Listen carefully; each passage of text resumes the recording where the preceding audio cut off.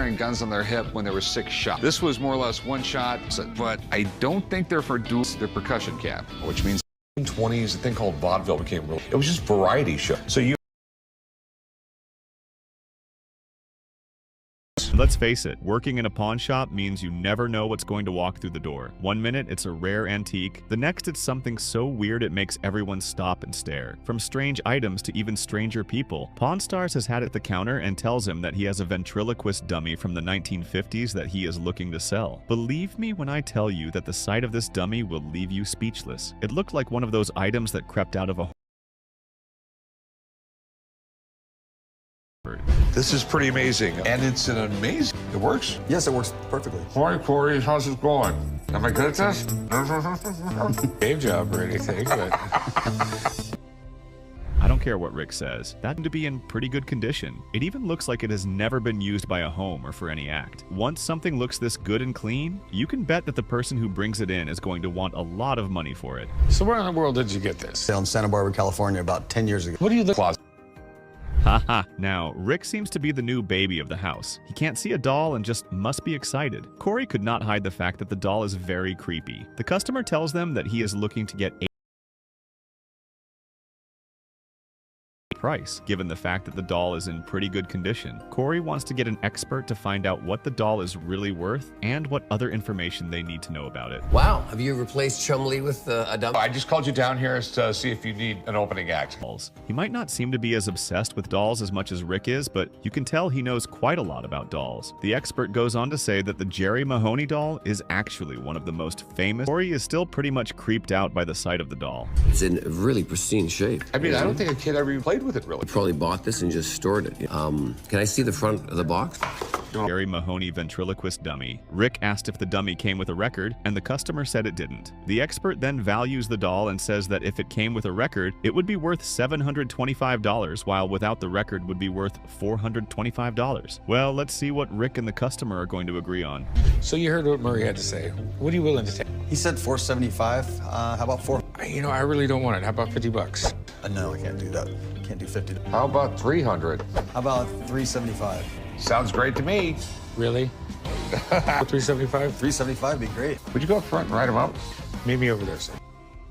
Haha, you can totally tell that Corey is not happy that this deal just scaled through. Corey can't believe that his dad was willing to pay $375 for what he referred to as the creepy doll. The expert left and Corey offered to pay $50 for the doll since he didn't want anything to do with it. Of course, the customer said that was not going to happen. Rick then jumps in and says he would pay $375 for the doll. Without thinking twice, the customer agreed and they had a deal. Oh, you can bet that Corey is about to hate his day. Going good? What are you doing? How do you like the newest employee of the pawn shop? What's his name? Hi, chum. We haven't met. My name is Jerry. Hi, Corey. How's your day going? I can see your lips move. No, I'm still working on the whole ventriloquist. Fun with the Jerry Mahoney ventriloquist doll. Corey, on the other hand, is just not ready to be around the doll because he still thinks it's creepy. After the deal was made, Rick took the doll into his office and introduced the doll to Chum as the newest employee of the pawn shop. Chum then says that he can see Rick's mouth move while the doll talks, and he wants to show Rick how it's really done. Don't tell Rick that. What's that, Jerry? I think Rick should give you... You think Rick should give me a raise? I think you should give Chumley a raise. Okay. Be very nice and babysit him.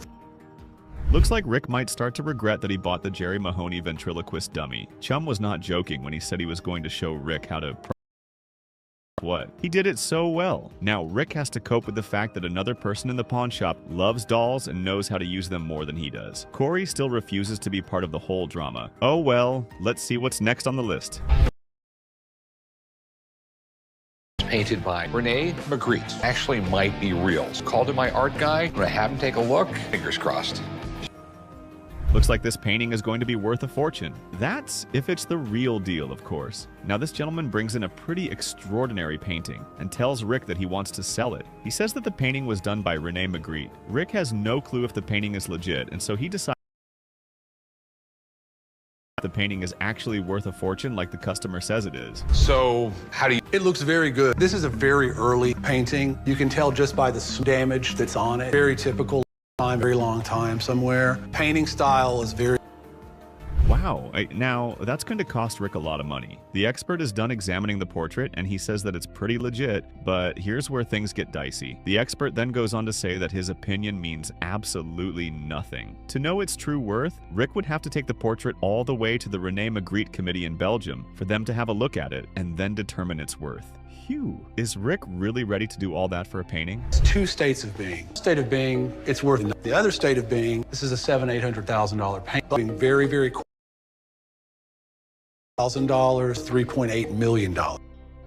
Things just keep getting very intense with this painting. After the expert said that the painting would go down to Belgium to be verified, Rick then asked him what it could be worth if he did that. The expert then says that things are moving pretty quickly in the market, and a painting that used to be worth $800,000 could be worth almost $3.8 million right now. Those are very heavy numbers. Well, let's see what Rick and this customer have to say. So we have a... Yeah. All right, there's a few different... I'll give you 10 grand and I'll take... Or we'll spend all my money. I'll take it to Belgium, everything for it. If it turns out it's real, I'll give you 400 grand. It's a real... The 10 grand. We got a deal. Haha, this customer just wants the easy way out. Now Rick offers the customer two options. He tells the customer that he is going to give him $10,000 and he will take all the risk, or he is going to spend all his money, take it to Belgium, and if it turns out the Rene Magritte Committee verifies that the painting is real, he will give the customer $400,000. As you would expect, the customer takes the easy way out, and he walks away with the $10,000 Rick initially offered him. I'm 99% sure it's shipped the Magritte painting to Belgium. The Magritte found received the painting. They have it. They're looking at it. The final say, and if it's legit, it could be worth millions. Looks like Rick and Chum have How are you, David? Thanks. All right, so Michael here, amazing thing. Yes, it's a great cabinet because you top part photo farms of the... Looks like there are a lot of millions flying around in this episode. Now, while Rick and Chum wait for the Rene Magritte Committee to get back to them concerning the painting, they head out to meet with a high-end customer that Rick bought some stuff from a few years back. They go in to check some furniture he has and find out what they are worth. The first item they take a look at is a cabinet from 1691 that's worth £1 million. I wonder what the second item is going to be worth. I think if we have the stamp of the cabinet maker, here it is, H. Riesner, which means is of the cabinet maker, through the 16th, bring the second part of the 18th century. Phew, at least the second item is not up to €1 million when compared to the first item. Apparently the high-end customer is looking to sell the furniture to Rick, and there is an expert there helping them to check out the items. After giving them a price for the first piece of furniture, the expert takes a look at the second piece of furniture, which happens to be a Louis XVI backgammon table, and he values it at $350,000. That's a lot of money. What's the best price we... Well, Rick, after listening to your I should increase my, but I'm very fair, so I will keep on my $125,000 for both. All right, Now, this is the first time I am going to see Rick spend so much money on an item. Apparently, the customer already told Rick that he wanted to see both items for $825,000. After the expert concluded his inspection, he valued the items way higher than what the customer wanted. Being that the customer has been a very good friend to Rick for a while, he stayed with the initial price and Rick bought the items for $825,000. That painting had better be the real deal. walk in there, and they're going to tell me my painting... Then you're gonna give me some money? You know what? Bonus is all the way... I like it, I like Okay, it. that's if everything checks out. right. Your fingers aren't crossed. My toes are. And after this, can we go get the waffle? We'll get waffles. All right, celebration waffles coming. Phew. At this point, I think we should all have our fingers crossed. The moment of truth is about to be on Rick. He finished up the deal with his high-end customer and headed to the Rene Magritte Committee to know if the painting was original. He tells Chum that he is optimistic that the painting is going to be legit. Chum then gives him what he calls chum luck. Let's hope that's going to be enough and the painting is not a fake. Oh my God, that took... Is it real? I don't know. What do you mean you don't know? It's like a clerk in there, and I showed him my ID. They handed me this. They handed me a letter. I'm going to go sit down in the park and read this letter. Carry this. There's just so much tension and suspense building up in my brain right now. Apparently, Rick was the only one who went in to see the Rene Magritte Committee, and Chum had to wait outside. Rick spent quite some time in there, and when he came out, he had a big box and a letter. He told Chum that he has no idea if it's real or a fake, and they have to open the letter for the truth to be out. They head to a park, and now they are about to open the letter. Once again, fingers crossed, people. Hey, Rick, you ready to see what $10 million... All right, and I work in a business where that can definitely happen. Richard Harrison. The committee met yesterday and is of the opinion that the work presented is not a work by Rene Magritte.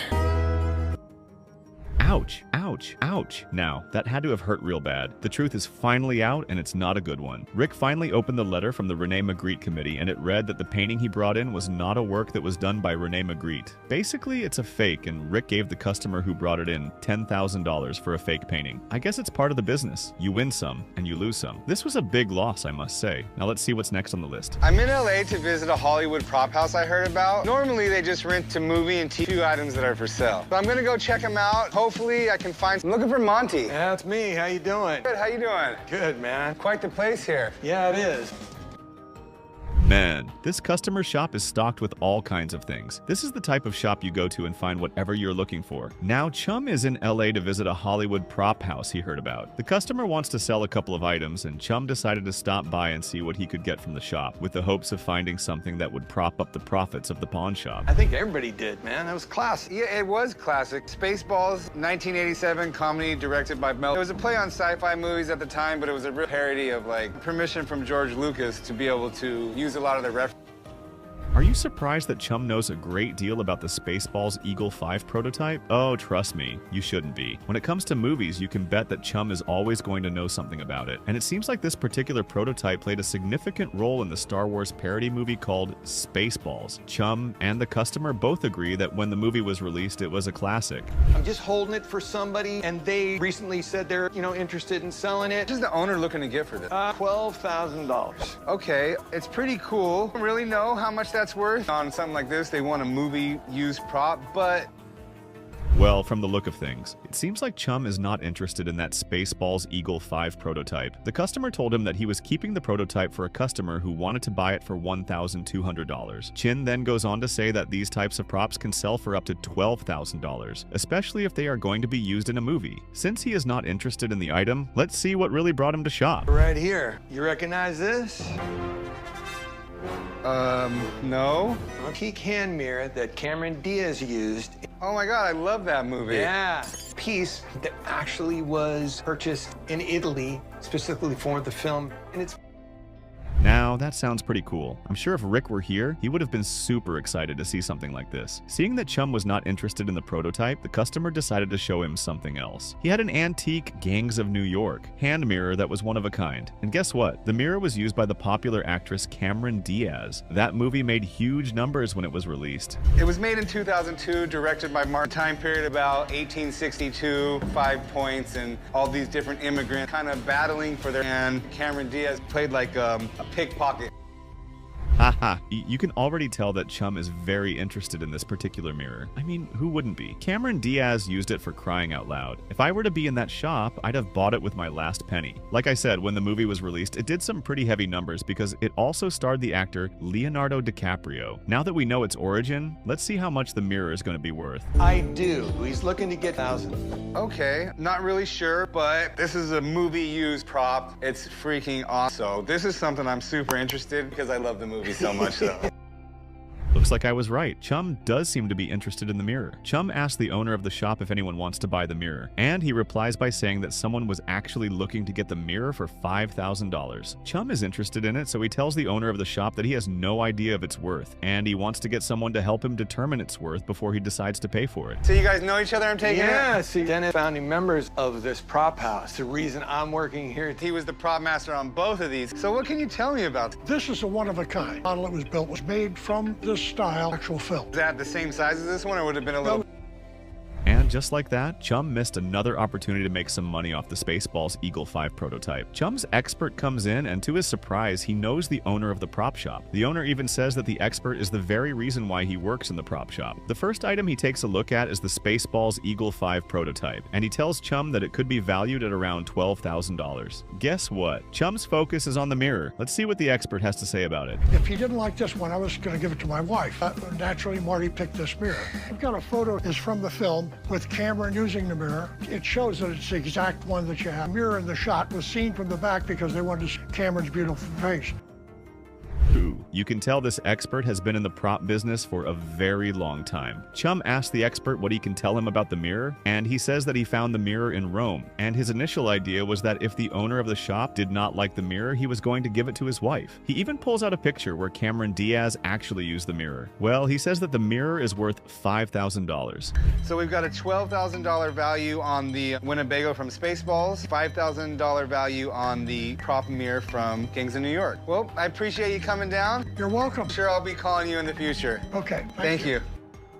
It's fine for Chum to show if he learned anything from his dad's bargaining skills. The expert leaves, and Chum tells the owner of the prop shop that he is going to come back another day for the Spaceballs Eagle 5 prototype, but he has to leave with the mirror. Chum starts his bargain at $1,700, and the owner of the shop is not taking that amount. He goes up to $3,500, and Chum is doing some serious calculations in his head. What's the bottom dollar on the mirror? Did you take $1,700 for it? I know the guy wants 5,000, so that's not gonna. Would you take $2,200? How about we do 35? How about $2,500? And yeah, I can live with 2,500. 2,500, you got it. Sure, I still look like Leo before I spend $2,500. Looks like we have a deal. Chum really loves this mirror. I'm sure he can't wait to show it to Corey and Rick. Their bargaining war goes on for a bit, and Chum tells the owner of the shop that he would pay $2,500 for the mirror. The owner of the prop shop gives it some thought, and he is like, that's actually not a bad price. Chum checks out the mirror one more time, and they shake hands for $2,500. That was not a bad deal. I got a call at the shop from a guy who has some antique Thunder mugs. He must be Tom. I'm Tom. How you doing? Essentially, really small signal cannon. From what he just said, you can tell those mugs are very, very old. Now, Rick gets a call from a customer who says that he wants to sell his set of Bolivian celebratory mugs or holiday mortars. Rick decided to meet him out in the gun range with the hopes of lighting up the mugs. When it comes to shooting or blowing up things, you can always count on Rick to be first in line. Could there be more to these Bolivian celebratory mugs? Let's see. Okay, Bolivia. I've been collecting all my life. I collect whatever's around to collect wherever I am. And these were available on street vendors and that kind of thing. I bought every one I found down there. All right, I mean, they're pretty crude looking. They're crude casting. Usually made them out of brass or bronze. These things appear to be brass. Did Rick just say they are over 100 years old? Wow, I wonder how old this customer is. Basically, these Bolivian celebratory mugs make a lot of noise, like fireworks. They were used back in the day for celebrations. If you needed a loud kaboom, Bolivian celebratory mugs were what you'd use to make it. The customer says that he is a collector, and he pretty much collects everything that finds its way to him. I mean, how much you want for them? I'm thinking $800 is a fair price. Okay. You know what? Maybe we'll negotiate this price after they go bag. We'll see how loud they are first. That works. I got black powder here, so I'm good to go. I probably fired more several years ago to shoot. They will work, and I'm sure that they'll fire just fine. Seems like we are about to hear a loud kaboom. So Rick asks the customer how much he wants for the Bolivian celebratory mugs. He tells Rick that he wants $800 for all of them. Rick sees that it's a fair price, but first he wants to see if they work and if they are as loud as the customer claims them to be. Cover your ears, I guess. Okay. I mean, if we put the same length fuse in each one of them, light them like that, walk away, we'll get bang, bang, bang, bang. So we're ready to fire them? They're ready to light. Okay, we're ready to go live. Got your ears on? Whew, I can't even lie. Those things are loud as hell. They even had to cover their ears. There's no joke about what Rick said. If you don't have enough money to buy yourself a common, these Bolivian celebratory mugs will do just fine. Now that they've tested the mugs and they work perfectly, it's time for them to get down to the price and how much is going to be paid. So, I mean, what's your best price on them? I was going to say $800. Let's start there. You take $600 for them? How about $700? You know what? You got a deal. I absolutely love them. I think they're the coolest things I've ever bought. I have 5 cannons now. I brought something that I think would be pretty popular here in Vegas. It is a Roman erotic tessera. It's a brothel token from ancient Rome. I don't know why you would say we need this in Vegas. The ancient Roman brothel token that nearly made Rick lose it. Pawn Stars has seen its fair share of strange items walk through the door, but this one instantly makes Rick pause. A man strolls in with something so bizarre, so wildly specific, that even Rick can't believe what he's looking at. A small, ancient-looking coin the seller claims is an erotic brothel token from ancient Rome. Supposedly used as a kind of menu in Roman brothels over 2,000 years ago, it's not just old, it's scandalous. Buy and sell coins, and I come across odd things like this, and I bought it because I thought it was a good value to resell it. Brothel tokens aren't something that I collect.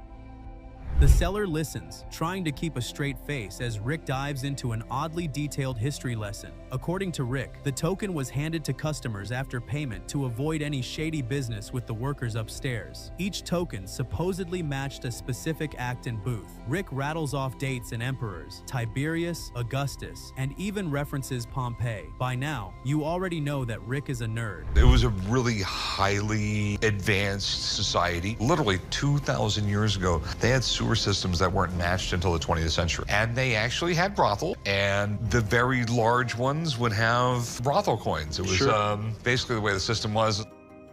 The guy wants $10,000, 10 grand for a tiny piece of metal with a crude engraving on it. Rick's skeptical, and rightfully so. Fakes are everywhere in the antiquities game, especially items with wild backstories like this. It's not that Rick hasn't seen ancient coins before. He's handled plenty, but this one just doesn't sit right. The patina looks a little too clean. The engraving feels oddly modern. Something's off. Instead of taking the bait, Rick calls in an expert. How much do you want for this? I'd like to get around 10 grand for it.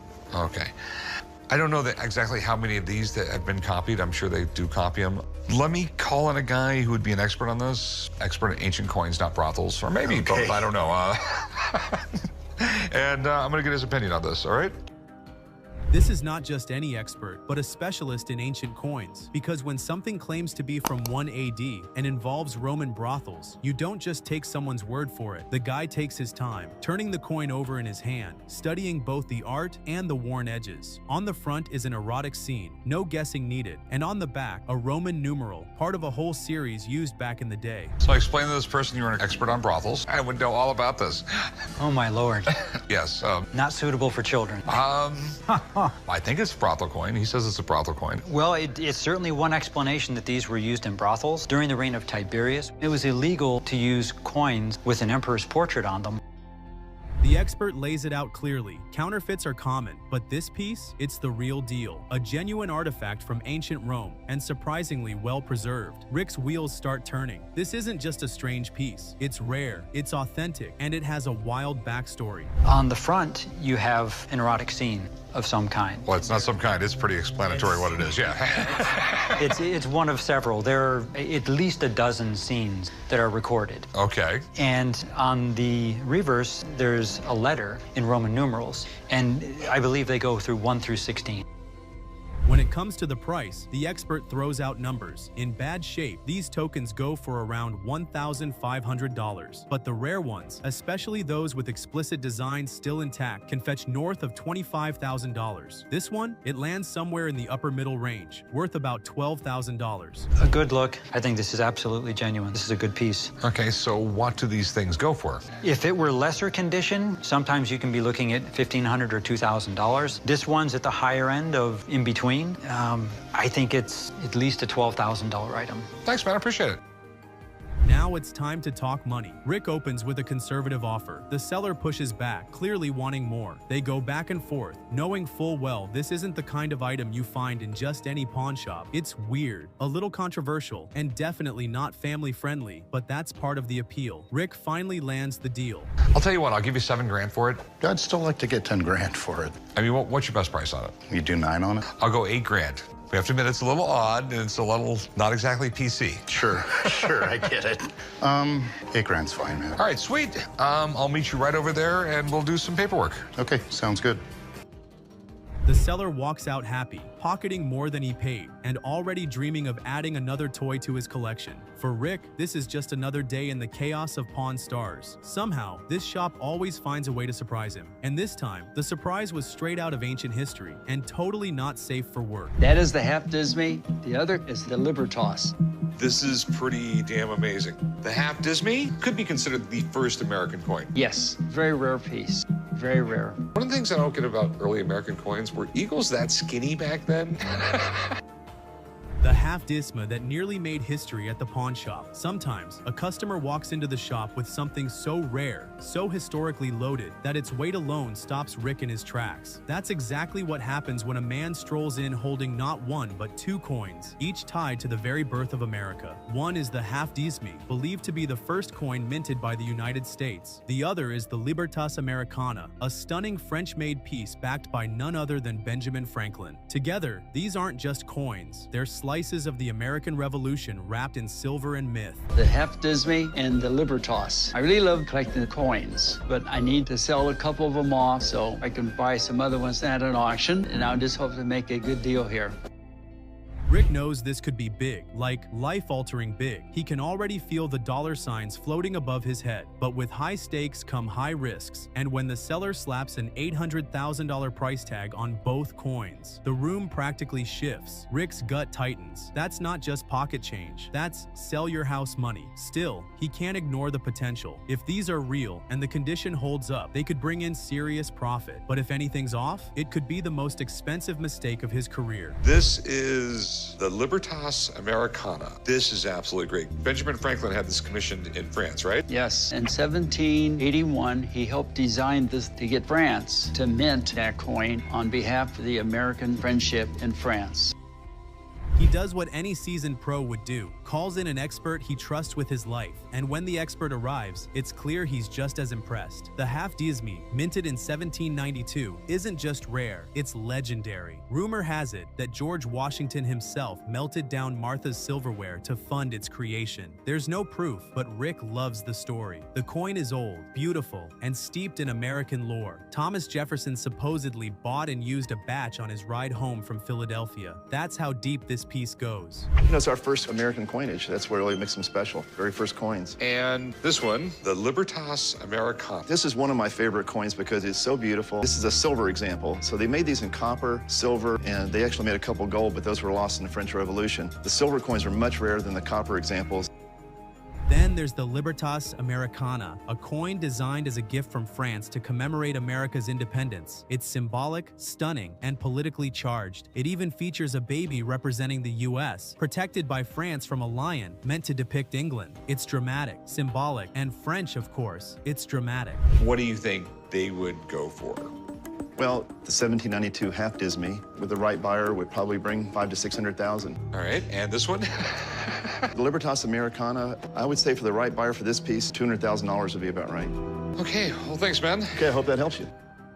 Rick studies the Half-Disney again. He knows it's probably the only one he'll ever hold in his hand. It's the kind of piece collectors would sell a kidney for. But that's also the problem. The buyer pool is microscopic, and the risk is towering. One slip, and he's underwater. After weighing the pressure, he passes. No dice on the Half-Disney. The risk is just too high. It's pretty damn amazing, and I'm sure I'll never hold another one in my hands. But if I was to buy it and then I couldn't sell it, put a financial burden on me. So I'm going to pass on this one right here. I'm just going to let you know that.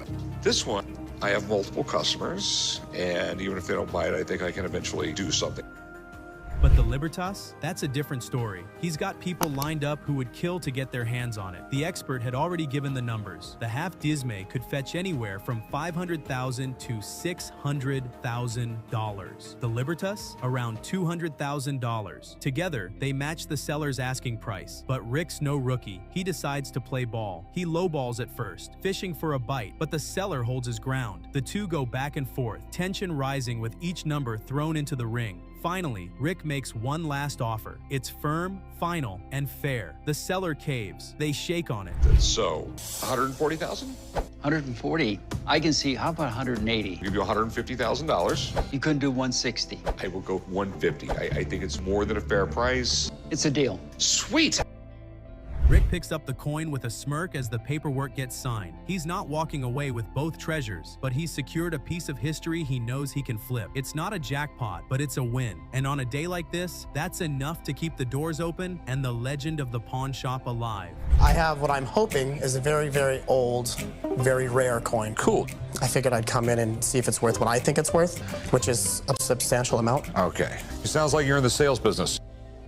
The $50,000 gamble, Rick's risky bet on an ancient coin. A man walks into the shop with something he believes could be a game changer, an ancient silver coin that, according to him, might be worth around 20 grand. He doesn't know much about it, only that it came from a family member who bought it at an auction decades ago. It's old, it's rare, and it looks just too perfect to ignore. I actually know very little about the coin. I got it from a family member who purchased it at an auction about 30 years ago. The little bit of research that I did, the value is very extensive, so kind of shooting for about 20 grand. I don't think it's unreasonable for me to ask for that. Rick takes a look, and right away, he knows this isn't some common ancient coin. The size, the design, the sharp strike all scream for high value. But there's a problem. Coins like these are some of the most faked items in the ancient world. For every real one, there are hundreds of convincing counterfeits. And this one? It's in incredibly good shape, almost too good. Rick breaks down the history. Back then, powerful cities like Syracuse made their own coins, each stamped with their own gods, symbols, or heroes. A couple thousand years ago, cities were making their own coins. And most large coins like this didn't survive. When that city was conquered, they'd usually take all those coins, melt them down, and make their own coin. If this thing is real, I imagine it's pretty rare and could be worth a big chunk of change. Very few coins survived, so if this coin is legit, it's one of the rare survivors of a brutal, chaotic era, and potentially worth a small fortune. Still, Rick can't shake the feeling that something's off. Coins from that time weren't perfectly centered. They were hammered into shape with raw force, often leaving uneven designs and jagged edges. But this one looks flawless. Too symmetrical, too clean. Rick's gut says it might be fake, but he doesn't want to guess, so he calls in an expert. The figure on the front and these figures on the back are way off center because they had the coin dies and they put a silver slug in them and they stood back 5 feet with a 5-foot long hammer. And then they had to strike them a few times. Okay. See? I told you he was a nerd. The moment the expert arrives, things start shifting. He takes one look and immediately recognizes what it is. A Syracuse Decadricum, one of the most prized ancient coins ever made. Dated around 400 to 360 BC, it features a stunning chariot scene on one side and the face of a water nymph, Arethusa, on the other. Coins like this aren't just rare, they're legendary. After a careful inspection, the expert gives his verdict. It's real. This coin is the real deal. This is a chariot scene, crowning the victorious charioteer. So who's the person on the front? This lady is Arethusa. So is it real? It's absolutely genuine. So how much money we got here? $50,000. Wow.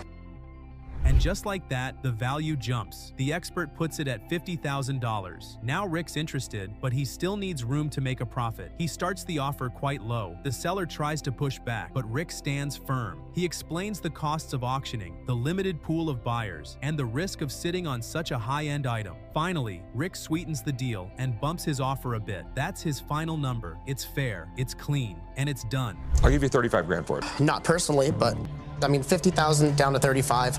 I just believe that auctions cost money. Right. They're real creative with the fees. I mean, they're worse than banks. I'll tell you what, I'll give you 40 grand. Anything more than that makes 0 sense for me. 40,000 is fair. Okay. The seller agrees, walks out with 40 grand, and Rick walks away with one of the finest ancient coins he's ever touched. A risky bet, but this time, it paid off. Sell this gold coin if I could. Okay. 8 escudos. This is a Spanish stamp here. This is like the royal crest of Spain. So where did you get this? I got that from my grandfather when he died. The ancient gold coin that almost fooled Rick. A young man walks into the pawn shop with a gleam in his eye and a coin in his hand. He says it came from his grandfather's safe, a gold piece wrapped in plastic, tucked away for decades. It looks old, authentic, and even feels like a treasure. Rick takes one glance and recognizes the markings. It's an 8 escudos coin, supposedly from the Spanish colonial era, stamped with the royal crest. That's enough to grab his full attention. I'm going into the pawn shop today to see if I can sell my grandfather's gold coin. He kept it in plastic, so it's in really good shape. Looks really old, and I don't really have any use for it, so I'm gonna see what they can do for me here. Rick knows this type of coin all too well. Minted in Lima, Peru, these coins came from some of the most brutal mines in the world. Deep, dark, and deadly pits where enslaved laborers worked under horrific conditions. But despite the suffering that produced them, these coins brought Spain enormous wealth. And now, one might be sitting right in front of him. The gold is bright, the strike is sharp, too sharp maybe. The right amount of gold, the right weight, and the right purity. When they stamped these coins out, you didn't always get a great strike like this. It's almost too good to be true. This coin is in exceptional condition. I've seen similar coins fetch thousands of dollars at auction. So if this is a real piece of Spanish treasure from the 1700s, I want it. Rick has seen plenty of fakes before. Counterfeiters have gotten good. Anything that looks this clean always raises a red flag. The seller wants $2,000 for it, but Rick's gut tells him it could be worth much more, or absolutely nothing. He doesn't take chances, especially not with treasure, so he calls in an expert. So do you want to pawn it or sell it? I want to sell it. What were you looking to get out of it? I'd like to get $2,000 if I could. Okay. This coin is in really great shape, but this is easily counterfeited. There's a lot of fakes out there. So I'd really like someone to take a look at it, if you don't mind. No. I got a buddy who knows everything there is to know about these. Carl, his go-to guy for Spanish colonial coins, shows up early and bleary-eyed, but as soon as he lays eyes on the coin, his tone shifts. Every symbol checks out. The mint mark from Lima, the denomination, the Latin motto, even the weight. It hits a perfect 27 grams, a rare precision that few authentic coins ever manage. That should raise doubts, but somehow, it all adds up. Carl gives his verdict. It's real. Rick's suspicion turns to awe. Then comes the hammer. Carl estimates its value at $18,000, not $2,000, $18,000. That changes everything. From everything I can see on this one, I'd say it's absolutely genuine. Okay. So what do you think this is worth? I would put a price tag of $18,000 on it. Okay. Rick keeps his cool, but you can see that he is already calculating. He's got to make a move, but he's not about to hand over a fortune without a fight. He offers 10 grand flat. The seller flinches. There's some back and forth, and Rick holds the line, pushing hard, but the guy doesn't budge below what he had in mind. Rick pauses, thinks it over, and then gives a reluctant nod. They strike the deal. Sounds like 18,000 to me. No, I don't. I would give you 10 grand for it. How about 12? How about 10 grand? No, I can take it somewhere else. How about 10.5? I could pack it up and go. I wouldn't take anything less than 11,000. I guess I got to do what I got to do. 11,000. 11,000. Okay. Got a deal.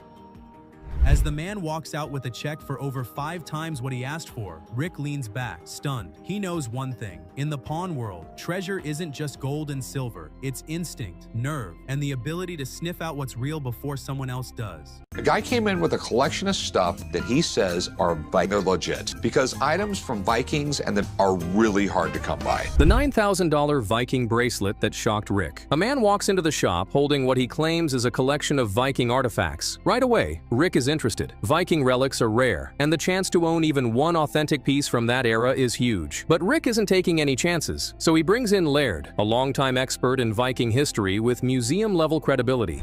Laird is the most knowledgeable guy I have when it comes to Viking history and art. He's been collecting this stuff for almost 2 years, are in the Metropolitan Museum of Art. Laird takes one look at the items and immediately starts breaking them down. Some of the pieces look convincing, but they're not what the guy thinks they are. A handful of the items come from Baltic tribes, groups that existed alongside the Vikings and mimicked their style, but technically, they're not Viking. They're close enough to fool most people, but Laird makes it clear, just because something looks Viking doesn't mean it is. And because these imitation pieces are so common on auction sites, their value is basically worthless. But then, one item stands out. If we look at what I'd say is this group of items right here is diagnostically Baltic Viking. Baltic Viking, is that not Viking?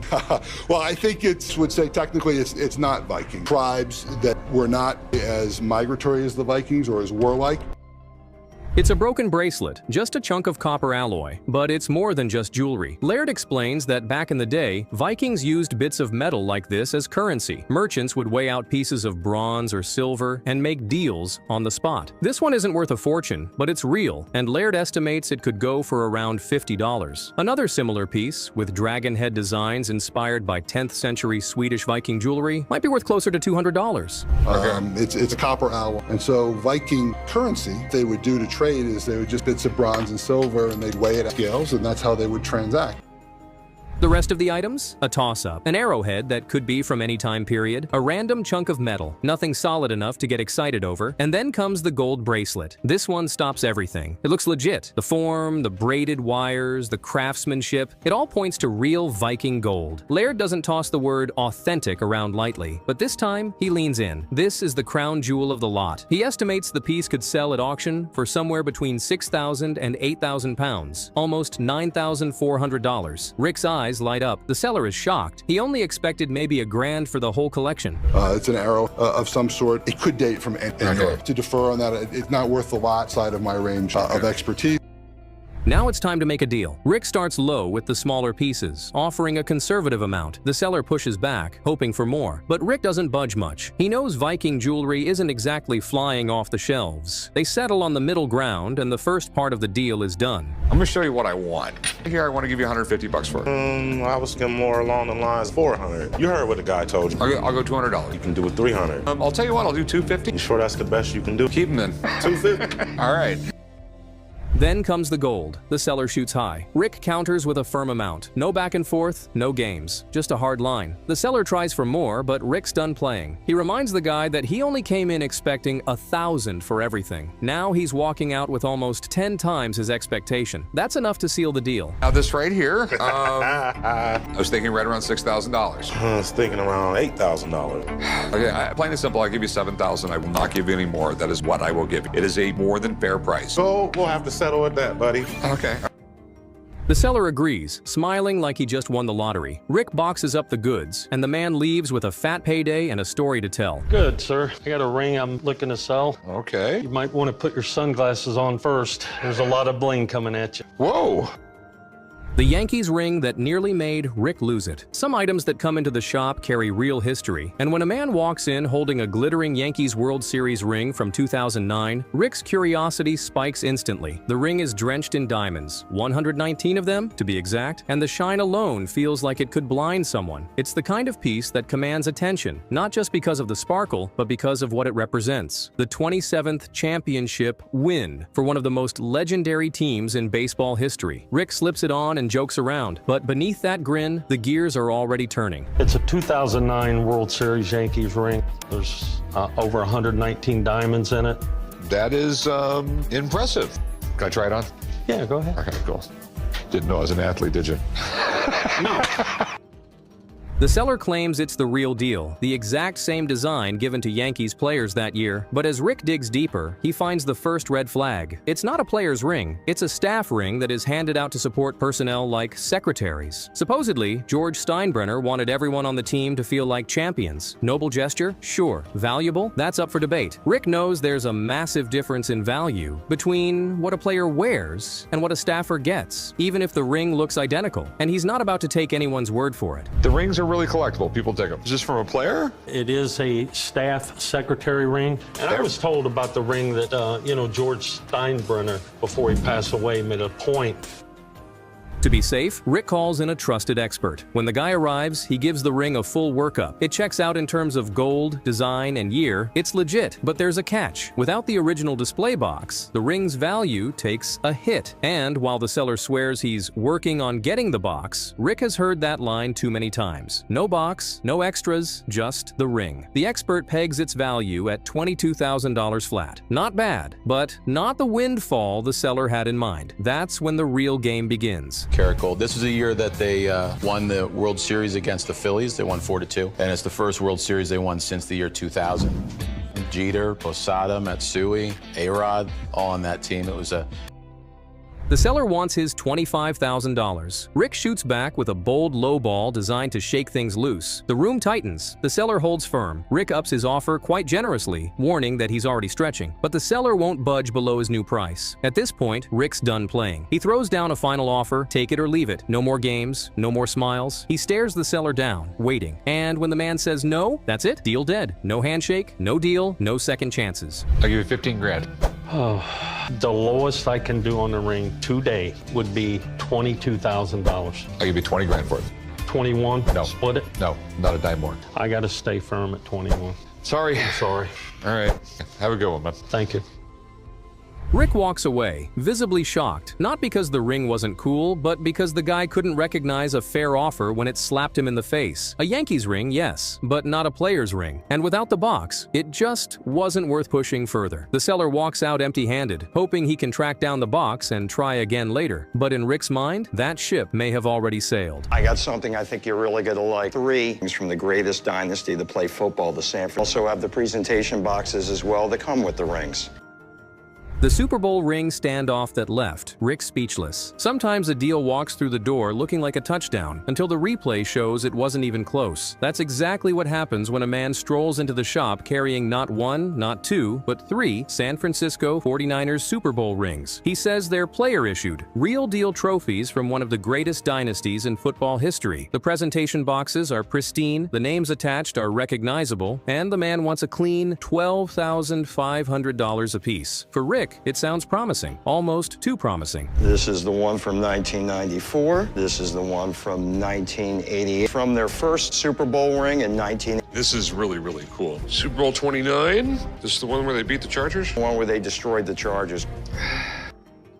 Rick takes one look at the 1994 ring and is impressed. This one's from the blowout win over the Chargers, a legendary game. The 1988 ring follows, then the 1981 ring, each representing a different era of dominance. The guy's story is simple. He got them from collectors, not directly from the players, but through a network. Still, he insists they belong to known names, starters. Rick raises an eyebrow when he doesn't recognize them right away, but he keeps his cool. These are players' rings, collected from different collectors. Which is not directly from the players. Players I've never really heard of. Rick Wright, the starting corner, Super Bowls, you've never heard of him.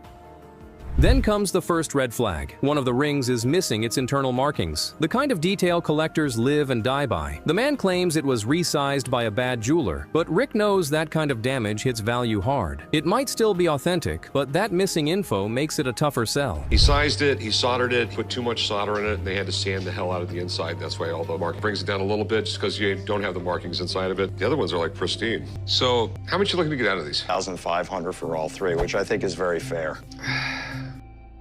To be sure, Rick calls in his sports expert. When the expert arrives, he confirms the obvious. These rings are real. The diamonds check out, the gold is legit, and the craftsmanship matches the NFL's specs for the era. They're authentic, no question. But then comes the kicker. Despite their pedigree, the rings are not worth what the seller thinks. Take a look. This ring belonged to Toy Cook. You gotta look for the marking. Looks like it was really... It was done by a really bad jeweler. Yeah, that's true, but looks like it's authentic. The Jeff Fuller ring from 1988 was really, really nice. And this is Eric. The market's changed. The expert says each ring might bring in about $20,000 retail, maybe less in a wholesale environment like the pawn shop. That's way below the $37,500 per ring the seller had in mind. Even with the 49ers legacy, even with the rarity, the price just doesn't hold up. The guy insists they're worth far more. He talks about rarity, player history, and collector demand, but Rick's not buying it. They're probably in the range of about $20,000 a ring. I think they're worth a lot more than that. They're very rare to have 49er, especially from this era. You don't see them. They used to be a lot more, but you know, that's about what their command.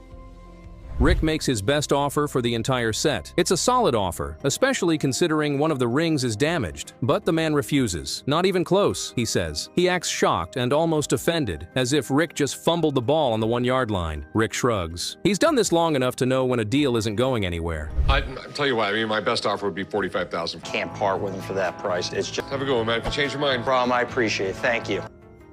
The man packs up his rings, muttering about displaying them in his office until someone makes a real offer. But Rick doesn't chase. For him, this isn't just about the rings. It's about value, resale, and reality. And in this game, emotion doesn't win championships. Numbers do. Yeah, I found this. I was cleaning out some drawers and stuff. My mother gave it to me years ago, and I was wanting to find out how much it was worth. This thing looks crazy. What is it? It's a Black Widow. Is it poisonous?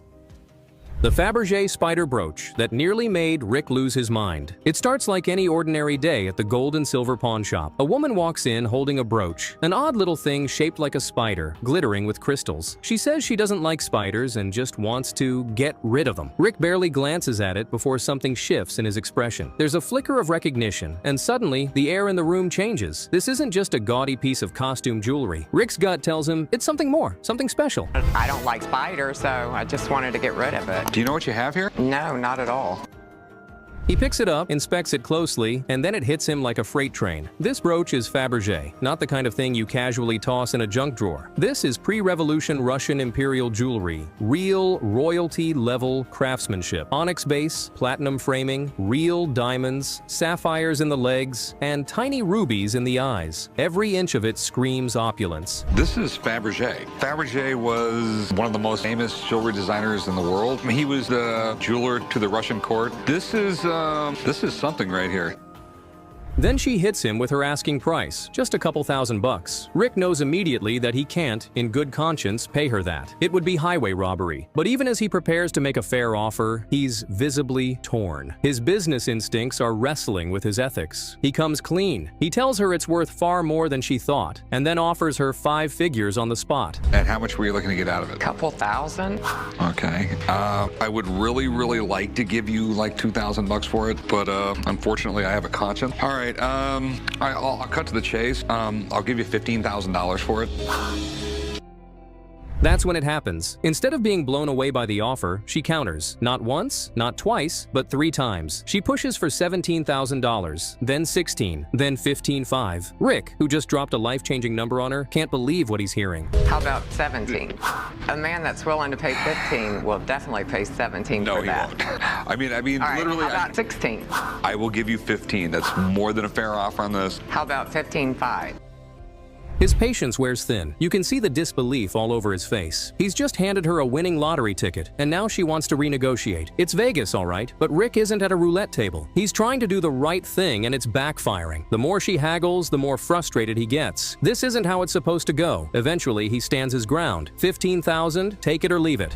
I can pay you 15 grand.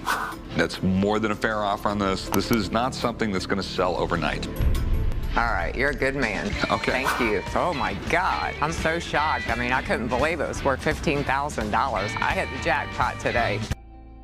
She finally agrees, and the deal is done. But Rick walks away, amused. Not because of the money, he's used to big numbers, but because sometimes trying to do the right thing feels like a mistake. This brooch was the dream find of a lifetime, and yet somehow it nearly gave Rick a headache he won't forget.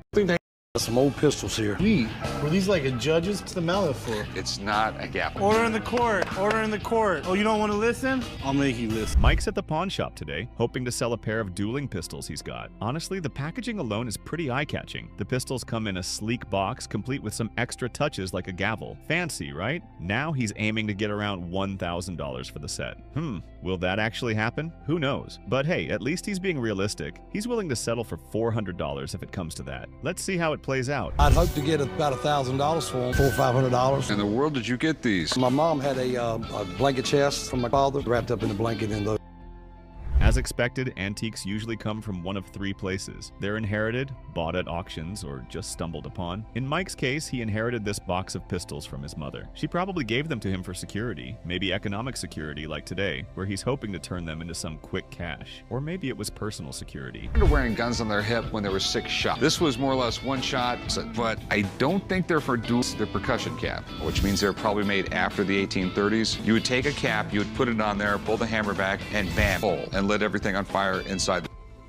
Being an experienced pawn shop owner, Rick has seen it all. Over the years, he's built up a solid knowledge of all kinds of antiques, including firearms. This particular type of pistol is actually right up his alley. What's interesting is how he starts schooling Mike on the gun, pointing out details Mike probably didn't even notice. The design on the barrels, I can tell these are old, 1830 to 1870. If they were an American gun, I'd know about them. These are maybe German, French, they're European anyway. Right.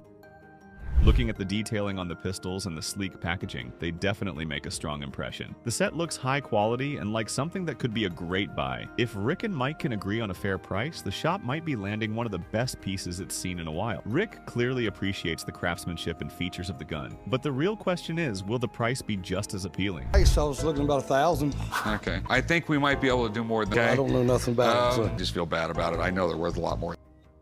There's a twist to this deal. Mike's asking for $1,000, which sounds fair on the surface. The interesting part, Rick actually knows the guns are worth more than that, and has told Mike he'd be willing to pay even higher. But Rick's not one to rush into a deal no matter how good it looks. So, before anything's finalized, he decides to call in an expert to get a better read on exactly what this gun is all about. Here's a pair of pistols. Not to say that these couldn't be used in a duel, but these were more target pistols. Okay. The dueling pistols, the majority of them were smooth, where the ball can just kind of wave and go all over the place. These have rifled barrel, okay? That means that keeping it a tighter pattern, the accuracy is greatly.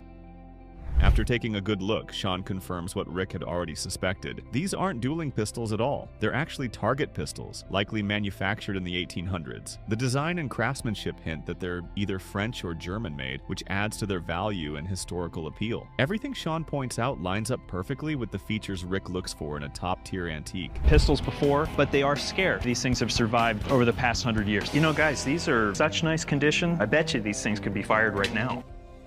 Everything about these pistols just seems to align perfectly. Age, craftsmanship, origin, condition. It all points to this being a seriously great buy. It's the kind of antique that actually makes sense to spend real money on. And to top it off, the expert drops the big news. This set is estimated to be worth somewhere between $3,000 and $5,000. Mike just nods, clearly blown away. And all that. No, I'll take a little more. $2,500? I'd like to have at least 7. Crazy. He's in between 5 and 8. Yeah. Yeah. But it might bring it in auction. Okay. Now, I'll tell you what.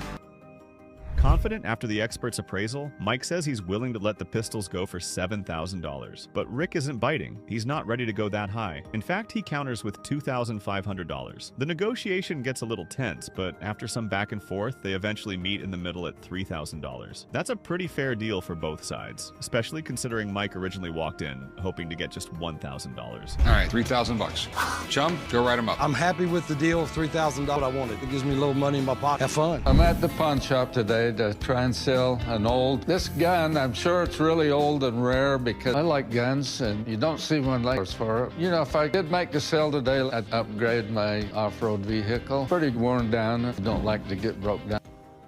A really nice-looking gun has made its way into the pawn shop today, brought in by its owner. It's a wheel-lock puffer pistol, and he is hoping to sell it for around $25,000. That's already a hefty price to start with, but depending on its condition, history, and authenticity, this gun could be worth a lot more. If it checks all the right boxes as a valuable antique, this could turn out to be a hidden gem. We pick it up and pull the trigger. So this is what this would wind basically parts of this because it's like a clock. And then you would pull the trigger and that wheel in there would. Rick knows exactly how the mechanics of the gun work, and he's not shy about explaining it to the owner. The gun might look complicated, but its design is seriously impressive. High-level craftsmanship all around. There's a lot to appreciate both in how it looks and how it functions. The owner seems pretty happy to see just how interested Rick is in the weapon. It's clear the passion for the piece is mutual. And a storage locker that was auctioned. Okay, this thing is elk antler right here. We have probably mahogany. We have some European makers, but overall it's an amazing, very wealthy individual. What you have here is rare. It's one thing to admire the gun for how good it looks. It's a whole other story for it to actually be as valuable as it seems. The owner definitely wants to sell this gem he found in a storage locker that was auctioned off. Talk about a treasure hidden inside a treasure. But Rick's expression changed when the owner dropped the price. A whopping $25,000. That's a steep number, and Rick's not so sure it's going to be that simple. I don't think 25,000 is completely. I have a gun expert I could have look at it. Is there any way you could wait a few days? Well, I don't want to. Okay, and if you can't wait for him, I'd go 18,000.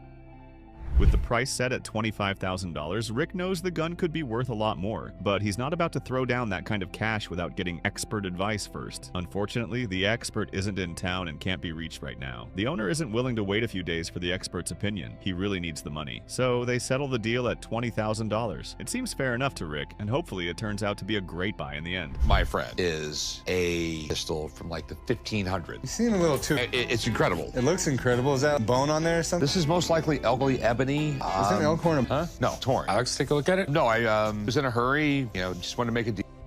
After dropping a whopping $20,000 on the pistol, Rick takes a moment to admire his new purchase. Just then, his two sons walk in and start asking questions, mainly about whether the gun is even authentic. Rick admits he went with his gut feeling on this one. The expert wasn't around, but something about the gun just felt right. He's confident it's not a fake, but still, that's a big gamble. Dude, all of this hand engraving, but it had its own style and its own a nicer wheel lock than... Yeah, I mean, that would be a really rich guy having thing. I mean, Absolutely. This was like a year's pay for your common man. Look at the markings, and I can tell you better the date range. Okay, so there are two markings. The expert is finally here, and the gun's ready for a proper inspection. From the moment he lays eyes on it, he's impressed. The craftsmanship, the detailing, the mechanics, it all screams authentic antique. After a closer look, the expert confirms that most of the features line up with firearms from as far back as the 1500s. That's huge. If he's right, Rick's gut instinct just led him to a seriously valuable piece. A maker mark of A. Anton Schmidt. So this is a known maker of... There's no question this thing's original. This is late 16th century. Probably about 50. You have sort of the best of both worlds, but you also have a high line. Great news for Rick. The expert has confirmed it. The embedded stamps, the markings, the overall build, everything lines up with what you'd expect from a genuine antique. The verdict? The gun is 100% authentic. That's a huge relief for Rick. He didn't just drop $20,000 on a random piece of metal. He invested in a true piece of history. But now comes the big question. Was it worth the price? Out here. All right. All right. Hold on, let me get my ears on. And when you're ready. All right, you guys ready? Yep. 1, 2, 3. Now, to the moment of truth, does the gun actually fire? After carefully loading it up, Rick steps forward to take the shot. He pulls the trigger, and boom! The target is hit dead on. Not only is this a stunning piece of history, but it still works flawlessly. Considering how rare this pistol is and the fact that it's still fully functional, the value just went up another notch. You can shoot a piece of artwork. So what is this a piece of artwork worth? No, I would say I would start and we'll probably get more. I do a bad thing now? You got lucky.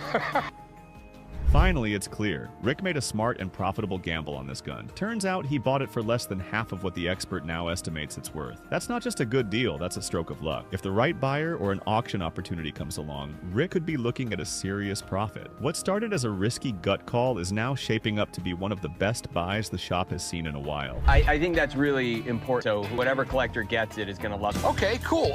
Thanks for coming out, man. I really appreciate it. Take care, Alex. Thanks. See you guys. Alex. That was fun. Got a really good profile shot. Trust me, I got what would be considered maybe. Well, I mean, like, both sides are great, but one side's better than the other, I think. Can we go now? I'm at pawn shop today to try and sell my antique pirate pistol. This pistol is extremely ornate. It seems to be lined with silver and gold. I'm not sure where it is from. I'm interested in selling this firearm because I'd like to invest into more modern firearms. It's another good day to put some serious money on a truly authentic antique weapon. Sitting right in front of Rick is an antique gilt pistol, and it's here to prove its worth. The owner is hoping to walk out of the shop with a cool $50,000 in hand. Sure, the pistol looks amazing, elegant, detailed, and clearly from a different era, but the big question remains, is it really worth that much? Father collected firearms. After he passed away, my brother told me about it and gave it to me. Okay, probably not a pirate gun. A pirate could have had it for a little bit, but this is Middle Eastern. Probably Ottoman Empire. Ottoman Empire started in the Middle Ages, went all the way up to World War I. Antiques often come with rich histories, and this pistol is no different. Tracy inherited it from her father, and now she's looking to pawn it for some cash. Rick, with his vast knowledge, takes one look and notes that the gun seems more Middle Eastern in style, rather than the typical pirate-type people might expect. It's got the look of something from the 1550s to 1800s, but guns from that era are notoriously difficult to date with precision. It's in beautiful shape. I'm assuming you want to sell it. Yes. So how much are you looking to get out of it? I'm thinking $50,000. Okay. I don't know if it's worth that, but I have a buddy who really specializes in antique firearms like this. I can call him up and get him down here. Absolutely. I'd love to know more about it. Okay. Antiques like this always catch Rick's eye. He's the kind of guy who's willing to make a deal, especially if he knows he's got the upper hand in bargaining, which, let's be honest, he usually does. Tracy wants to sell this piece of history for $50,000. Rick actually thinks it could be worth that, or maybe even more, but he's not one to jump in blindly. Before putting that kind of money on the table, he'd rather bring in an expert to confirm its authenticity and value. Fill it in with this dark alloy called Niello, but the gold here, this is all fire gilding, sort of an early form of gold plating. In order to do this, you needed to use mercury, which was great for the fire gilding process.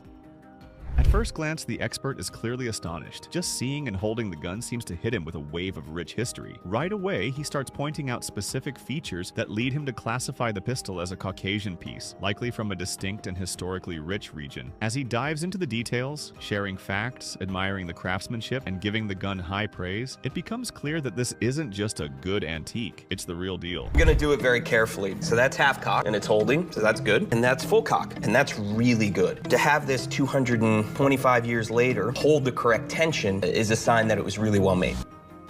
From the initial physical inspection to testing the functional parts, this gun is racking up serious value points. It's a stunning piece, and the best part, everything still works perfectly. The expert has no doubt it'll fire just like it's supposed to. That's music to the owner's ears. She brought in a piece that's about 225 years old, and it's earning exactly the kind of praise she hoped for. But the big question remains, is $50,000 enough for her to part with this treasure? No, I've got good news, bad. The good news is I bore scoped the barrel. It's excellent. There are no fissures, cracks, no pitting, so it's safe to shoot in that regard. The bad news is I tested it again just before you pulled up, and it is not holding at full cock.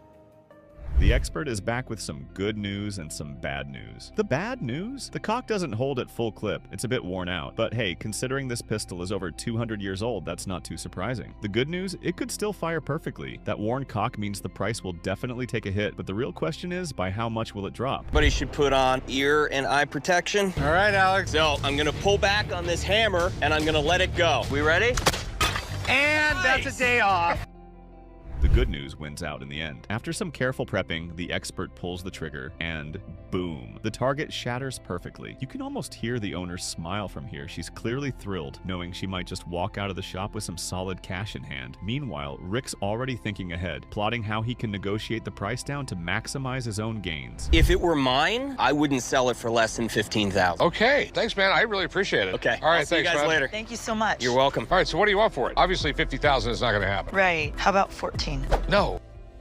Wow, the expert's estimate was way lower than Tracy's asking price. Considering the amount of value the pistol is worth, $15,000 shocked her, but she was ready to take $14,000. Rick, the tough bargainer, has offered $10,000 instead, saying he can't pay more. Not every sale happens instantly. Tracy needs time to decide. Rick's ready whenever she is. The shop's always open. Coming back to the shop? My front seat's full. I was just sitting in your front seat. Yeah, but there's a couple rocks I want to take home. I brought you my pistol rocket rescue set. All right, You can open her up if you want. looks like a flare gun to me. It does, doesn't it?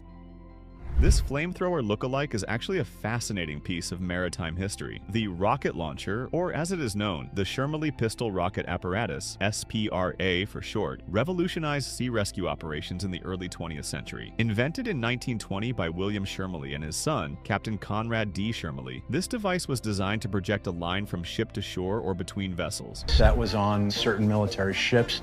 I'm hoping to get $1,450 for the set. I believe it's worth that much because I've not seen one before, and all the parts are there. For a pawn shop such as this one, a complete SPRA kit, especially one from the World War II era, is a rare and valuable collector's item. Such kits, featuring original components like the pistol, rockets, lines, and carrying case, can fetch significant sums, with some examples valued at over $5,000. The seller says it's complete, however, we know better than to take their word for it. Let's check it out. This apparatus could fire a line over 200 yards to help rescue people. These would have been really popular in World War II. If your ship's over a certain size, you have to actually have something like this on board to rescue people. There would have been shipwrecks and someone could have shot a boat and it could have started to sink. And this would have been a way to be able to pull people into the boat.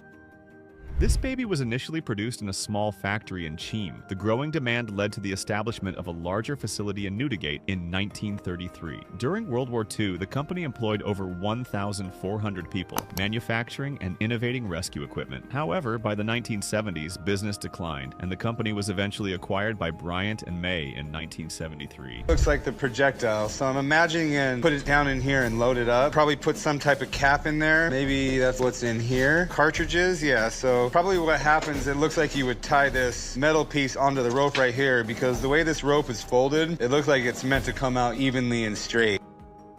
You've got that right. Its operation involved a specially designed pistol that fired a rocket attached to a lightweight line, enabling rescuers to establish a connection over considerable distances. Now, this was never fired. Isn't that something? Let's get more info from this deal. The seller wants $1,450 for it. How much are they willing to pay? This might be a good deal after all. For much more than 500. Really? I mean, you yourself said it. It's one of a kind. It's complete. Well, it's got I all didn't the say it's one of a kind. The military made these, but it does seem to be complete. But to be fair, I don't even know if it works. If I knew that this thing works, maybe could pay a little bit more. You do $750? Would you look at that? He pulled down the price from $1,450 to $500. After eventually being acquired by Bryant and May in 1973, the Newdigate factory closed in 1981, marking the end of an era for the SPRA. However, at the pawn shop today, it seems like they really are trying to end the era of this bad boy. Let's close the deal and call it a day. 3, 2, 1. That was cool. A guy contacted me and says he has a broom handle. He says he's down for firing it, if possible. So I'm meeting him out here at the gun range. And hopefully at the end of the day, I'll be sweeping up a deal. The Mauser C96, affectionately dubbed the broom handle due to its unique grip shape, is a standout in firearm history. Introduced in 1896 by German manufacturer Mauser, it was among the first successful semi-automatic pistols. When someone brings a Mauser C96 broom handle into the pawn shop, they're offering more than a firearm. It's a tangible piece of history. Mauser, right? Oh, please, check it out. It's been a long time. Pop open and there it is. There we go. This is one of the world's first semi-automatic, and boy, it's goofy looking. That's right, Rick. Its distinctive features include an internal 10-round magazine positioned ahead of the trigger, a long barrel, and a wooden shoulder stock that doubles as a holster. The grip's unique shape earned it the nickname broom handle, while in China, it was affectionately called the box cannon due to its rectangular magazine and wooden stock. Pistol, but also a rifle at the same time. And for a gun, it's in great condition. I'm looking to sell my Mauser for $9,000, so we'll start there and see where it's super cool gun. Looks like we're up to a good start. In terms of value, a Mauser C96 can fetch anywhere from $1,000 to over $5,000, depending on its condition, rarity, and historical significance. Variants like the Red 9 or models with documented provenance can command higher prices. Collectors particularly value pistols with original matching parts and accessories, such as the wooden stock and holster like this one in the pawn shop today. It really was innovative when it came out. A semi-automatic pistol, a big deal. But the amazing part is you have this. It transformed from a holster to a stock. Guys threw these away. So these are way more rare than the gun. The C96 was chambered primarily in the high-velocity 7.63 by 25mm Mauser cartridge, offering superior range and penetration compared to other pistols of its era. This made it a favorite among military officers and revolutionaries alike. Notably, during World War I, Germany produced the Red 9 variant, chambered in 9mm parabellum, identified by a red-painted 9 on the grip to prevent ammunition mix-ups. The weird shape is basically because they were figuring it out for this one, but this was basically the first production one. And being the first one, this is what they come up with. Over its production run until 1937, more than 1 million units were made, including unlicensed copies in Spain and China. During World War I, the German Imperial Army commissioned 150,000 C96 pistols chambered in 9mm parabellum to supplement the standard-issue Luger P08. This variant, known as the Red 9, featured a large red-painted 9 on the grip panels to prevent confusion with the 7.63mm version. This is a lot of rich history. So if you ever serial number and figured out the year on it. I tried to work on that, and it's going to be somewhere around 1890. That's something we definitely have to look at. If it's 1898 and is merely a collectible and everything else like that. 1899 and newer is a handgun, just like a brand. I'd like to get one of my guys out here to look at it. Looks like we're about to see just how much of the real deal this gun is. Rick is right too, because post-war, the C96 continued to see production and use. In 1920, the French Gendarmerie Nationale ordered 2,000 pistols with shorter barrels and black ebonite grips. These look more like modern-day handguns. In 1940, the German Luftwaffe acquired 7,800 commercial M1930 pistols for use by motorcycle and flak crews. Right. You know, in pop culture, Han Solo's blast, they strapped some sights. This was not the first semi-automatic pistol ever produced. It was the one that was the most successful.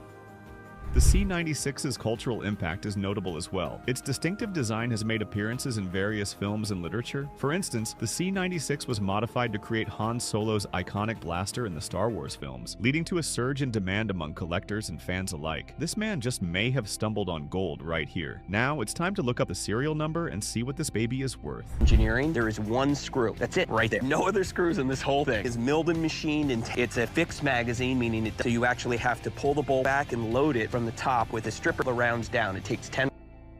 With this gun, parts fit together so seamlessly, much like a jigsaw puzzle. This approach facilitated easier field stripping and cleaning, and also contributed to the pistol's durability and reliability in various combat conditions. Imagine this sort of thing in the 1900s. Such a design was quite advanced for its time, and this showed a level of precision that set the C96 apart. So the 11,000 series, that means it's 8, no question. All right. So second year production, very, very nice. Did you bring the ammo? I have about 20 rounds. And okay. I found the special stripper clip it takes, and I set up target. Shooting the C96 is one hell of an experience. The recoil is distinctive, influenced by the weapon's weight distribution. The grip, while comfortably angled, can be small for modern hands, and the trigger has a noticeable amount of play before engagement. Despite all of these, the pistol is controllable, and its high-velocity cartridge provides impressive accuracy and range. Here we go. You see, you know, he's probably not going to hit anything. Not true. Totally. Ready? Yeah! Nice! Totally worked. Accuracy-wise, turns out the C96 is quite capable. Its long barrel and high-velocity cartridge contribute to impressive accuracy and range for a pistol of its time. When attached, the stock provides additional stability, effectively transforming the pistol into a short carbine. I mean, now it almost looks like a shotgun. This configuration enhances control and accuracy, especially during rapid fire. We're past 1898. Finding a pre-1898 one is very... Thanks, man. Thank you very much. Thanks for your time. So, the 9,000 is not going to happen. All right, what can we do? I'll give you $4,000 for it. I mean, I'm not... How about about $6 grand? No. Come on, Rick, you can do it.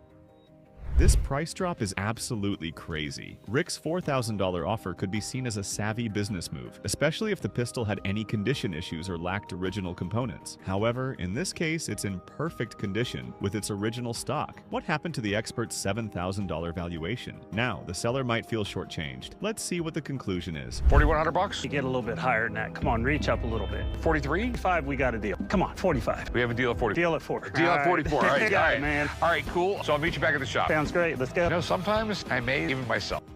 Most people don't walk into a pawn shop carrying a piece of history, but that's exactly what happened when a woman presented Rick with an antique katana, claiming it was a 16th century ceremonial sword brought back from World War II. From the moment he laid eyes on it, Rick knew he had something special in front of him. Hello, how can I help you? Hi, looking to see if maybe you'd be interested in purchasing this sword. Oh, wow. Are you a closet samurai or something like that? No. The blade had a distinct curve, the handle was wrapped in intricate detailing, and the metal gleamed with an aged but powerful presence. If real, this sword wasn't just a collector's piece, it was a relic of an era long gone. But then, things took an unexpected turn. There was this whole thing called the spoils of war and war prizes. Might sound a little strange now, but it just goes back from thousands of years. I mean, that was part of a soldier's pay. If you went to battle, you got to take a few prizes home. Generally, out of Europe, they would take flutes. I've seen Lugers. I've seen all these other things. One of the big things guys brought back from... The woman shared a chilling story. A Japanese kid had once translated the inscriptions on the blade, saying it had been used for beheading Christians. Rick raised an eyebrow. He'd seen his fair share of war artifacts, but this was new. Skeptical but intrigued, he knew he needed a closer look. Can you tell me what this says right here? Well, he actually did ask a Japanese kid to tell him what the writings meant. The kid said it was a sword used for beheading Christians. I mean, I have never heard of the Japanese beheading Christians. Carefully, he unsheathed the blade. Even Chumley, usually the comic relief in these situations, had to admit, the sword looked serious. Jokingly, he suggested it might have beheaded an unruly boss or two in its time. Rick, however, was all business. He had no idea what the sword was worth, and with a piece like this, guessing wasn't an option. Do you mind if I take it apart? Absolutely. Please. It's a little excitement in here. Ooh, check out the blade on that sword.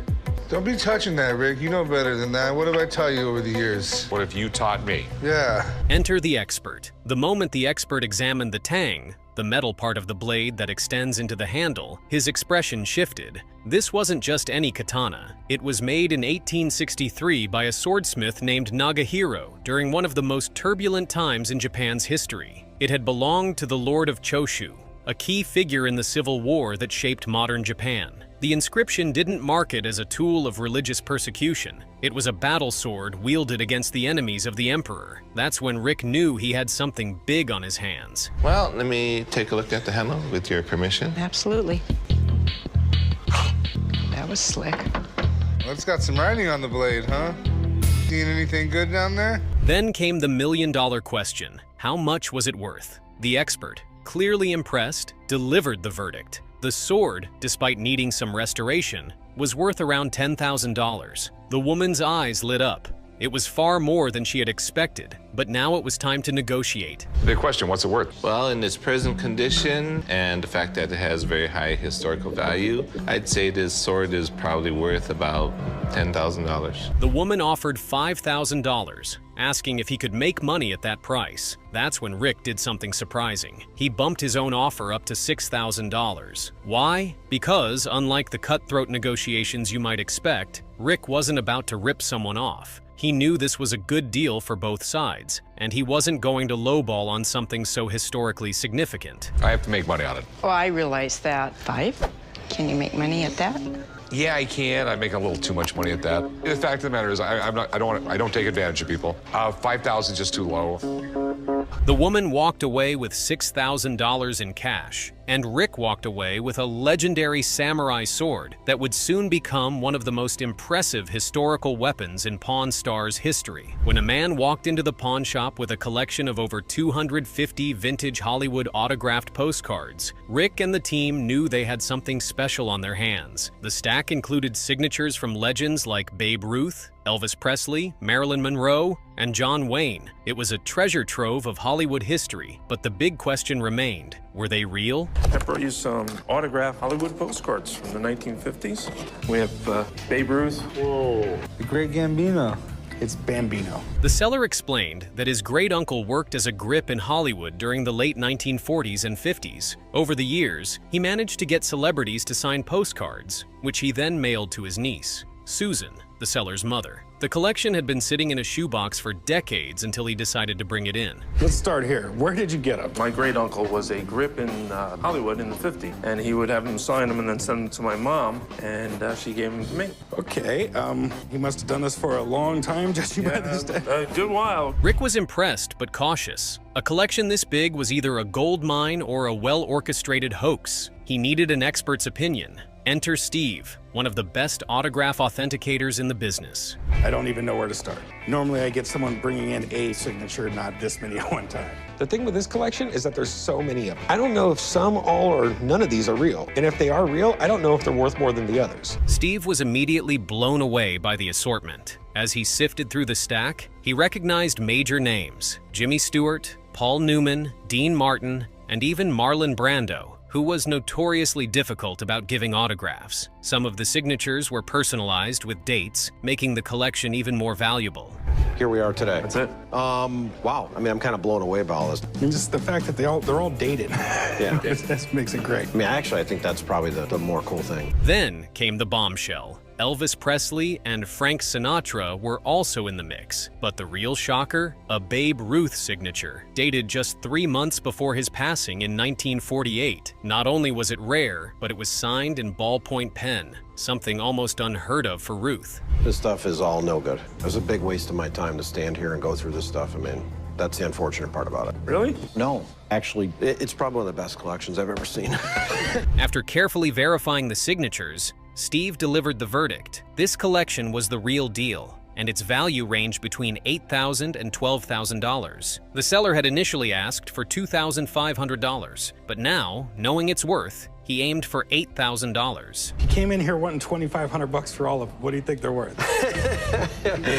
That's pretty good. But an amazing collection. When I look at the signatures in here, it's pretty crazy. We're talking Humphrey Bogart, I saw Boris Karloff, Jerry Lewis, Willie Mays. Rick, however, knew selling these wouldn't be easy. Framing and preserving each piece would be costly, and unloading them one by one would take years. He made a solid counteroffer, $6,000, cash in hand. After a moment of hesitation, the seller agreed. It was a massive win, and he walked away with way more than he expected, though he jokingly considered keeping the final price a secret from his mom. So we found out a lot, my man. What do you want for him now? Start at $8,000 then?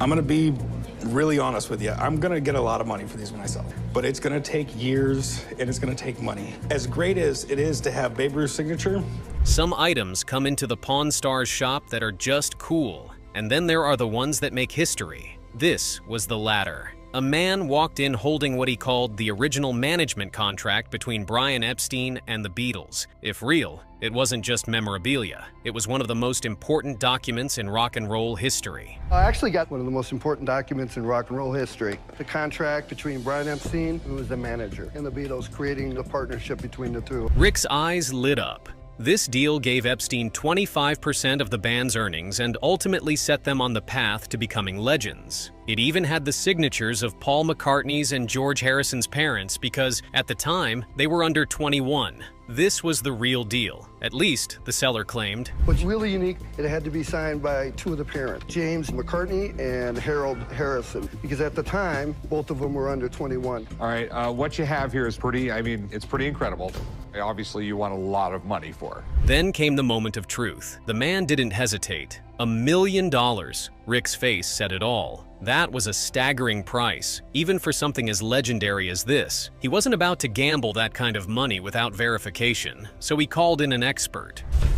That's a lot of money. I'm gonna call my guy. I just want to make sure everything is 100% cool before we start talking price. You know, I can imagine someone spending a ridiculous amount of money to make a brand new one of these. When the authentication started, the tension in the room was thick. The expert examined every detail: the ink, the handwriting, the overlapping strokes. Every sign pointed to the same conclusion. It was legit. Rick was relieved, but also knew something else. Just because it was real didn't mean it was worth $1 million.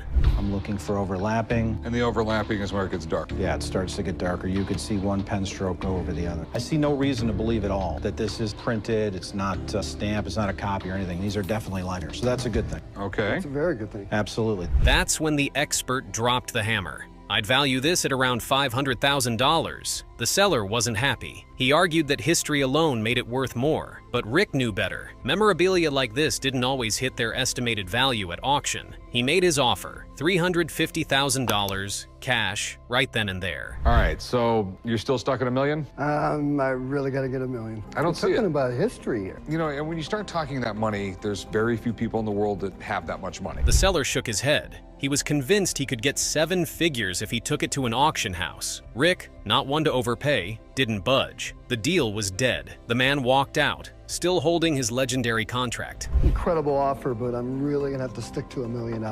I could probably take it to one of the major auction houses tomorrow, and I really believe that I could probably get $1 million reserve on this.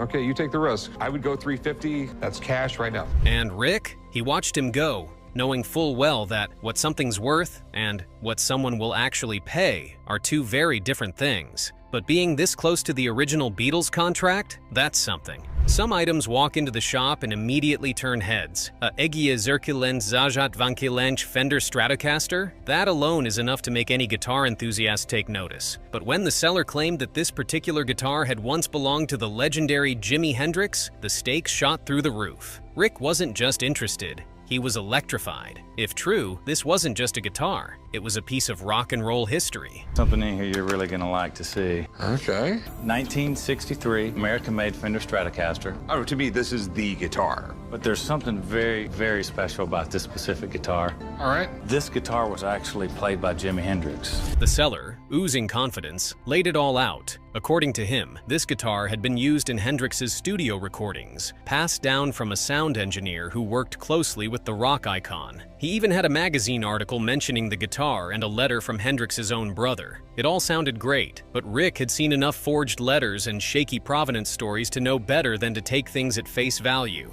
And where did you get this? It was actually owned by a guy named Skip Jarrett. There was a studio called Juggy Sound Studio that Jimmy loved to cut in up in New York. Skip was the chief engineer at Juggy Sound Studio. To get the hang of things, Rick asked the seller how much he was willing to sell the guitar. Rick's admiration soon turned to caution when the seller called $750,000. This is a piece of history. All right, but he needs confirmation. How much do you want for the guitar? I think this guitar, you know, from everyone I've talked to, I'd be willing to take, say, $750,000 for it.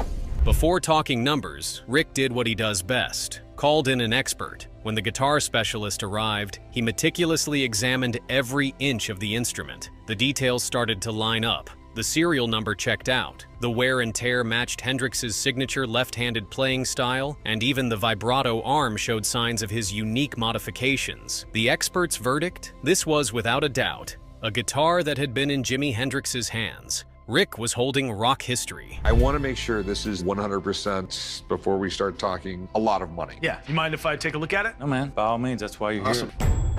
There's a couple of things you'd want to look at. The tremolo bar. These are usually bent and angled up. When Rick asked the expert what he thought the guitar was worth, the expert did something clever. It's not every day you get to play the same guitar that Jimi Hendrix played. As for what the guitar is worth, the expert estimated anything from $750,000 to $1 million. In my head, I think I know what it's worth, but what do you think? No guitar is worth anything unless everything's working on it, in my book. Plug it in, let it rip, Let's just do turn this. it up loud. Cannot believe this. So $750,000 it is. The seller wasn't budging, and Rick knew that while this guitar was valuable, moving it wouldn't be easy. Auctions, fees, and finding the right buyer would all take time. He threw out an offer, $450,000. The seller scoffed. They went back and forth, Rick pushing to $550,000, the seller insisting on his bottom line of $750,000. At a personal level, I absolutely love it, but you have to find the right auction. It has to be advertised in the least amount of time would be a year, most likely. Right. Let me give you $450,000. $450? Man. My thing is, I take all the risk, you walk away with cash. Rick wanted it, but he knew when to walk. He shook his head, thanked the guy, and let him walk out the door. As much as he loved the guitar, he wasn't about to gamble that much cash on a long-shot auction. It was a tough call, but even for a piece of rock history, Rick knew the golden rule: never overpay. Most people clean out old drawers hoping to find a couple of forgotten bills or maybe some loose change. Nothing too special. But when one woman dusted off an old brooch her grandmother had given her years ago, she had no idea she was holding a hidden treasure. Yeah, I found this. I was cleaning out some drawers and stuff. My mother gave it to me years ago, and I was wanting to find out how much it was worth. This thing looks crazy. What is it? It's a Black Widow. Is it poisonous?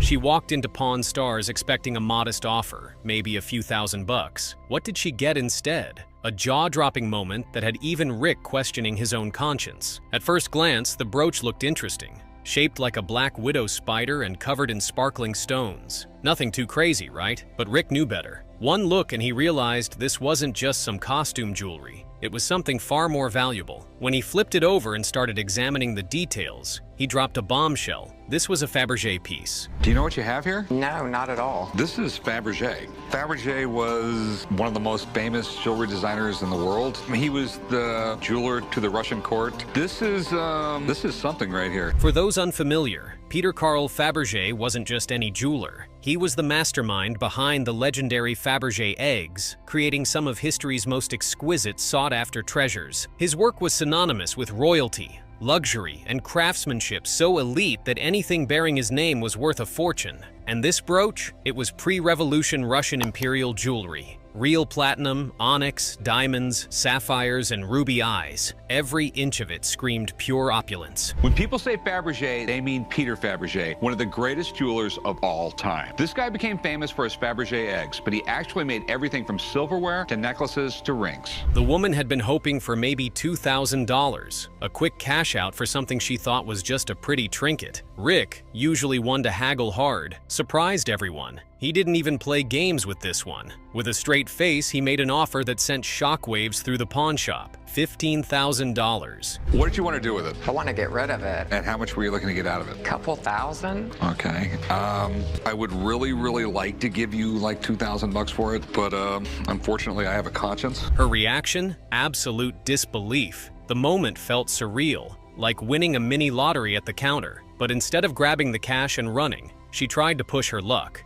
Rick, shaking his head, stood firm. Then she tried again. Still, no budget. Rick, ever the businessman, made it clear. This wasn't an item that would sell overnight. It was a rare piece, but it required a very specific buyer, meaning it could sit in the shop for months or even years. Despite that, he was still willing to pay $15,000 right then and there. Oh my God, you gotta be me.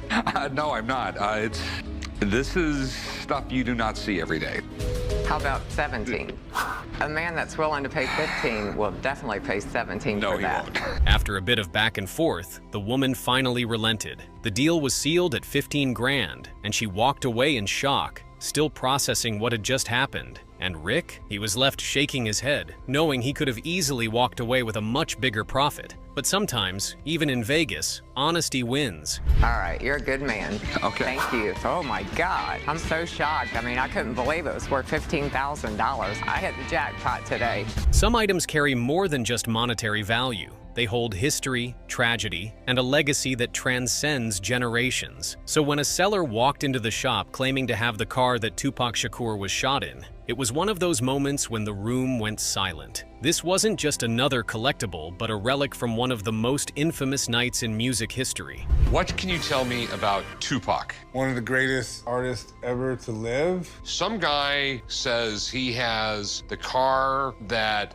Tupac was shot in. This is probably like one of the most iconic cars ever, Rick. Rick was skeptical but intrigued. A piece of hip-hop history like this? If it was legit, it could be worth a fortune. But there was one major problem.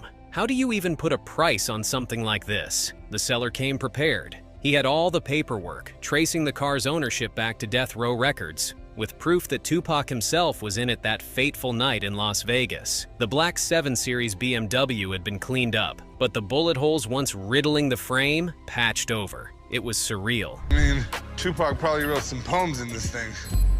I know it's an extremely huge deal, but I know what you're thinking. Those rims aren't big, but in 1996, boy, those things were huge. They look huge to me. Warwick, the show's go-to music memorabilia expert, was called in, but even he admitted that hip-hop collectibles hadn't yet exploded in value like rock and roll artifacts had. That didn't mean it wasn't valuable. Far from it. Warwick pointed out that Tupac's Hummer had already sold for $200,000, and this car? It was on another level entirely. The potential was there, but the question remained. Who would buy it? So, is there a market for this? Well, in the memorabilia market, hip-hop and rap, it's not yet taken off as a collector. So I'm going to put this in the same range as Tupac's Hummer, which made $200,000. All right, thanks, man. You're welcome. The risks were huge. Unlike a celebrity-owned car that people could actually drive and enjoy, this wasn't just any BMW. It was a crime scene on wheels. It wasn't about luxury, nostalgia, or performance. It was about controversy. This is an interesting piece of history. We're talking about it's one car that signifies so much in pop culture that took place. What happened in this car changed history? To bring it up to your date, N.A., this is the Jimi Hendrix of hip-hop. I keep on feeling older and older today, just so you guys know. This is crazy. Last time I saw this car was back in '96.